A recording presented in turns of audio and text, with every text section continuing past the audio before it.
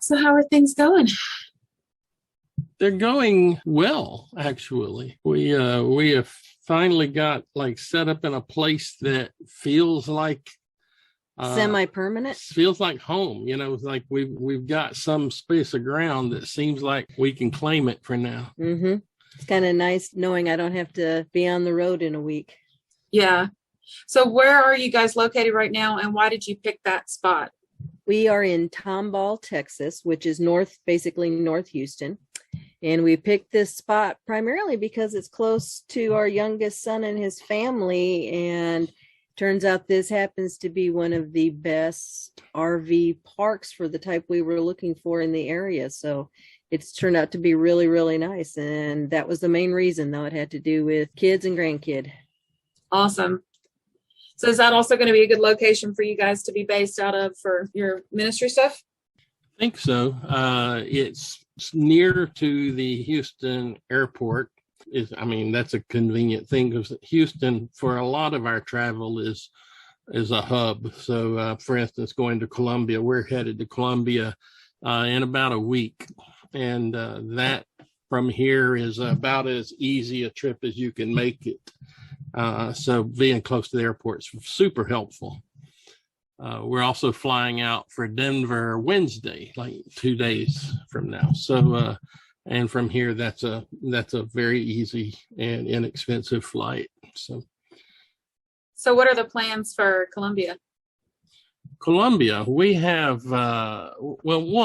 we haven't been down there in a while. I was there, if you remember.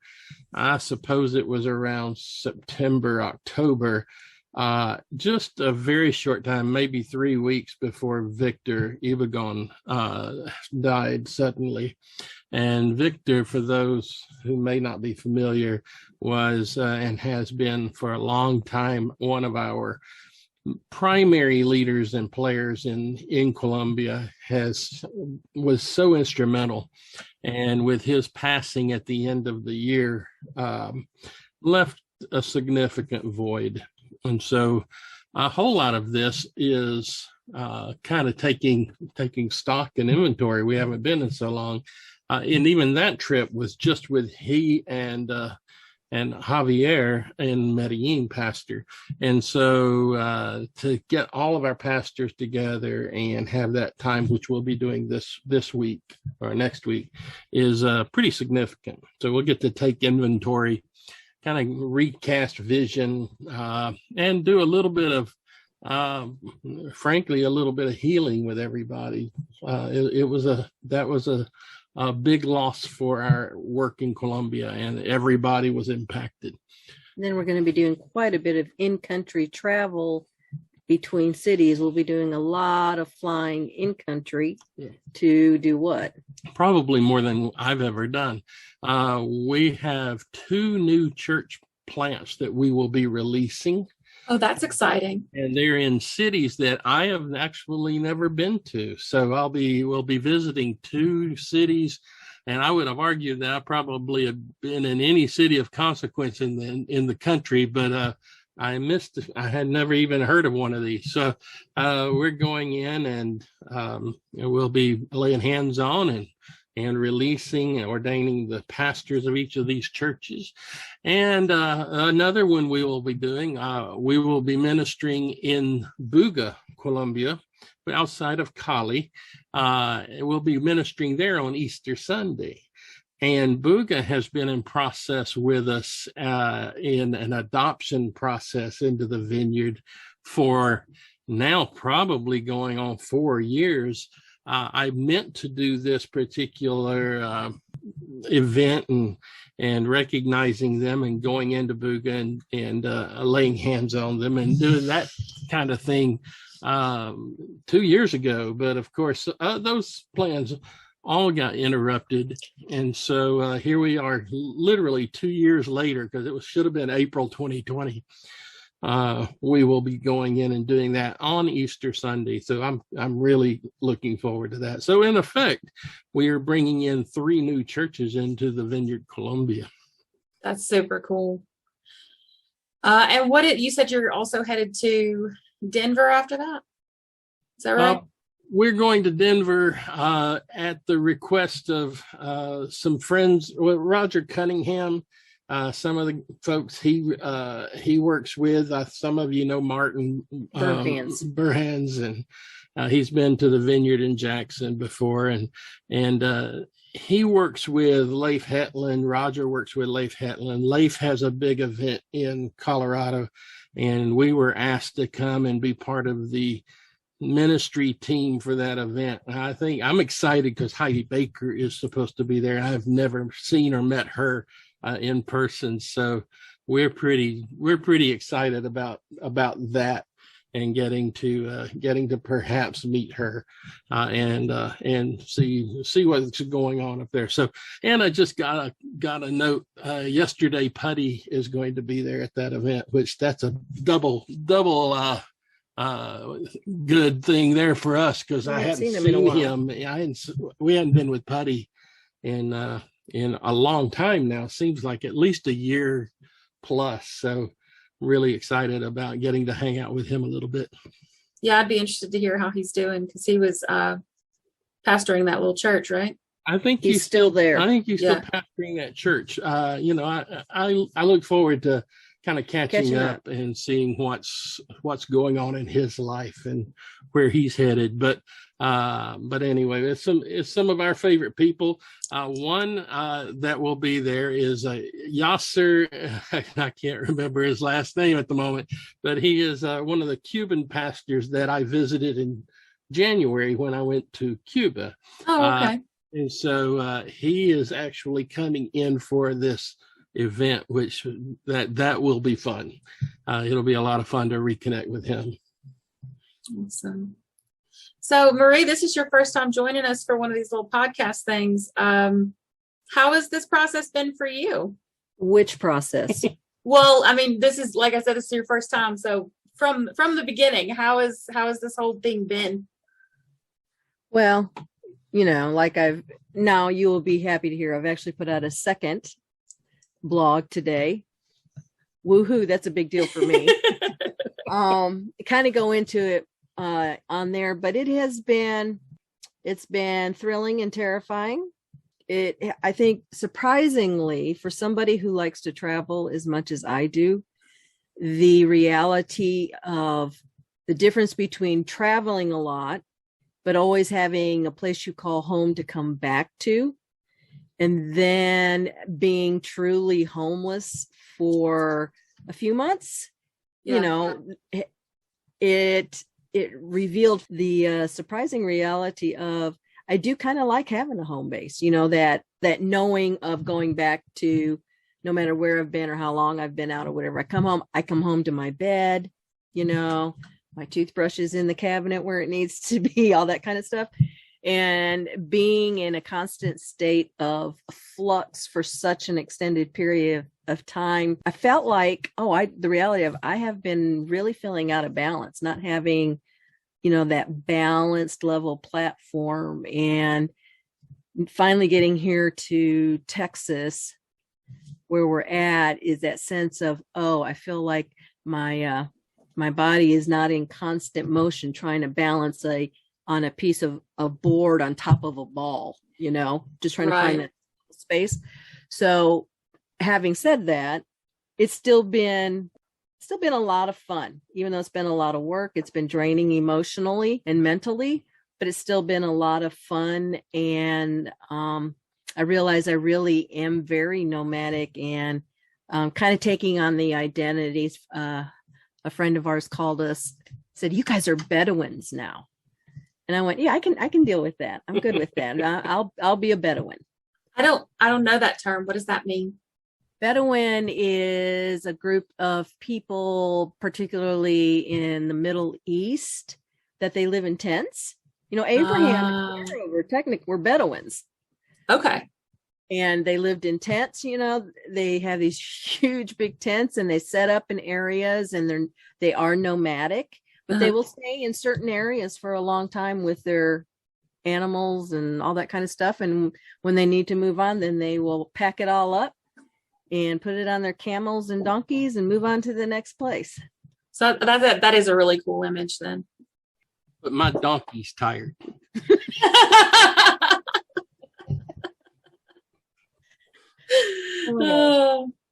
No, it's, you know, there has definitely been a level of a lot of emotional energy expended, and it's an interesting thing, because I'll look at Marie sometimes in the last few months and think, you know, say something to the effect of, I'm exhausted and I can't think of what I did.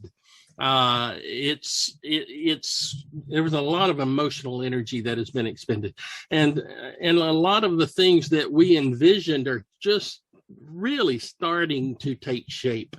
You know, we've had a few things that were really very tied to the vision we came into this with, and it feels like those things are starting to shape up more. You know, we talked last time, I think we were just accepted a role with Vineyard Missions, which is, they call it Mission Mobilizer, which our role is to go into or contact vineyard churches throughout a huge area, and to talk with the pastors and missions pastors and coordinators and leaders, predominantly about missions. And one of the things that we have discovered doing that, and I suppose we probably between us talked to 40 pastors and leaders in the last 10 days or so, is it falls right into that vision we kind of started out with.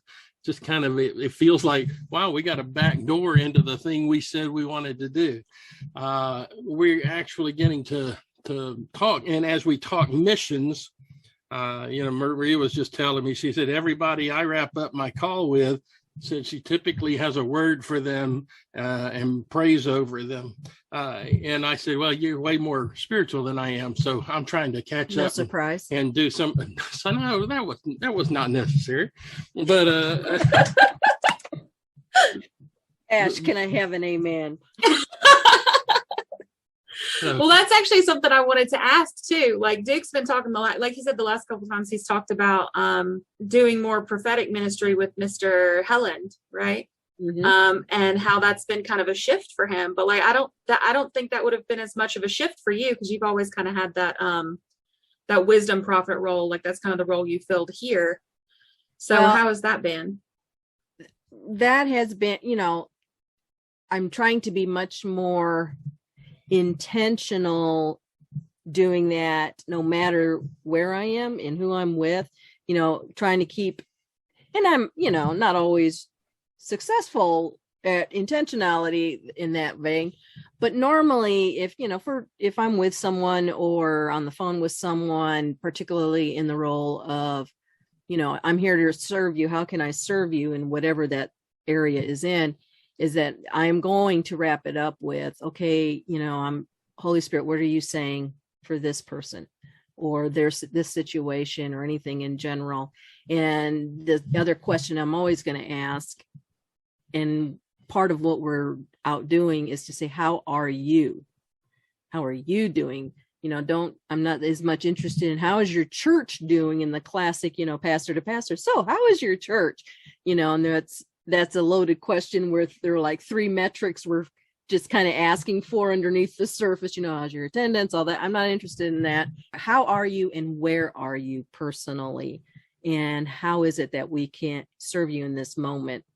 And let's see what the Father's saying. And that has been there hasn't been one person either one of us have talked to that has not been genuinely appreciated, and hearing something each time, you know. And the amazing thing about that is sometimes you think, Holy Spirit, that's really generic and kind of light and fluffy. And it's like, just say it, you know, like I would tell anybody else, and just say what comes to your mind. And to sense the response, even over the phone, you know, there's that pause or that moment, and you can hear just it hit. You know, and there is never, ever an insignificant, encouraging word that you can give. Yeah. Wow, that's really cool. So let's back up for a second, because I can't remember for sure if did we talk about the the missions role with the Vineyard National on the last one we did? I don't remember. It came about the same time, so I may have mentioned it, but that was about it. Can you tell me how that came about and like what that looks like? Well, how that came about was I got a phone call that said, "Hey, would you be Consider. interested in being mission mobilizer at Vineyard?" I'll tell you just kind of on a little bit further back on that. I saw something come through email 2 days maybe before that said missions was going to be hiring, I think, 3 mission mobilizers to cover the nation, and didn't have a lot about what it meant, but you would be kind of a point person for missions for those regions for Vineyard National, and it would be a part-time position. And in light of, if some of you who would remember how we got here in the first place was through seeing an email announcing a position with the National Vineyard that I wound up pursuing because of a couple of different words that we had received that made me think I needed to pursue those. We pursued those for several weeks and multiple interviews, and then at the end we didn't get that role, but that process began what has turned out to us transitioning out of the pastorate and handing that church off to Bo and Rachel Burnham and us being in this itinerant ministry. So it was all part of that process. And so taking that history and seeing an email come through that say you're talking about a missions position, I just looked at Marie and said, that feels more like something we'd be interested in, but there's no way I'm going through that again. Yeah, and I agree. It's like, no, we don't need to apply for it. Well, then 2 days later, we get a call from the head of Vineyard Missions USA and said, "Hey, did you see that email?" And Duke said, "Yeah, we did." And he said, I'd really like you to apply or consider it and everything. He said, your guys' name came up by several of the key decision makers saying, when we think of Vineyard Missions and what that looks like and what we want it to look like, there was a short list of names that came up and ours was on that list. And so he said, I think if you would, he said, consider doing it. It's interim for this year. We don't know whether it'll be continued next year. It's just kind of a pilot project. And so we kind of looked at each other in the moment and went, okay, that was kind of our cue from God to go, yeah, this is something I'm doing. Here's an open door I want you to walk through. So that's kind of how that came about. Gotcha.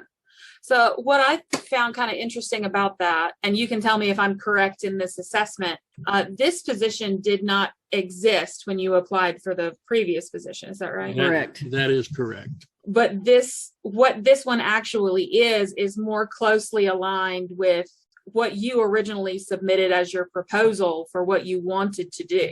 It's close, actually. There's a lot of overlap because when I went through that process in the original position, some of the things that I mentioned wanting to be able to do and thinking would be helpful were, for instance, calling or visiting pastors in the region just to encourage them and to talk to them about how they're doing. And I actually had mentioned to Marie, I said, I'm the position per se that we were in, that I was interviewing for back at that point, itself didn't feel like a great fit. I wasn't particularly excited about it. I was actually writing stuff to try to reshape it a little bit. And I told Marie during that process, I said, the only position at a national level I would particularly say I know I'd be interested in something to do with missions. And so here we are months later and going through the process, and we get this position that is a lot closer to what I actually wrote. Yeah, and this position, one of its requirements is that we have to be at and represent Vineyard Missions at each of the regional conferences that are in our, what they call the super region that we serve. There are 3 regions within that super region, and we are required to be at each one of those regional conferences that each region puts on, and then to eventually put on at least one annual event in each of the regions every year. And it just allows us the great opportunity to be face to face with, have coffee with, relate to, and minister and serve the pastors and their churches out there. So it's kind of interesting how God opened this up and said, well, this will be the start. And right. I'm the one doing it. Yeah, because it seems like the way that this worked out, you guys were able to start preparing for this before the position even existed. And we're ready to jump right into it, which is the wildest thing. The only thing we have to pray for is that the price of fuel comes down. Right. Because taking my home is not an insignificant expense. Sure. But you're right. It feels like there's so much of this that dovetails right into what we thought God was wanting to do with us, and we still don't know where that all lands. But this role, again, is to champion missions in the vineyard and to help facilitate churches getting connected and getting engaged. And we'll be working very closely with the new regionals. And one of the new regionals I just found out, 2 days ago is Mike and Julie Yoder. And so they're in our region. They're one of the regionals we'll be working directly with. So that's exciting to have your friends kind of engaged in all of this. That's fun. One of the things coming up is we are coming back to Brandon on, I think it's April 29th, 30th, and 28th, 29th, 30th. We will be at the Point ministering with Roger Cunningham. Okay. So I didn't realize that was coming up, but that is something we will be there for. And that same weekend, April 29th, guess who turns 60? Duke. Oh, really? Yes. He'll officially qualify for the senior menu at many places. We do not have to celebrate that. Thank you. Oh, I think it's a big deal. That's a milestone. It's a milestone. It's officially old in my way of thinking, but we've been headed there. What it is that reality caught up with my body.